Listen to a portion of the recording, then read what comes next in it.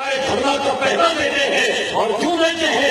اس لیے کہ شرکائے دھرنا بیٹھے اس لیے ہے کہ حضور کے ناموس کا پہرا دیا جائے، اس لیے ہمارا ہر نوجوان الحمدللہ پہرے دار ہے، اور حضور کے ناموس کا بھی پہرے دار ہے، اپنے قائدین کے عزت کا بھی وہ محافظ ہے۔ عزیزان محترم، میں یہ بات بتانا چاہتا ہوں، تو اس بات سے ڈرنے کی ضرورت نہیں ہے۔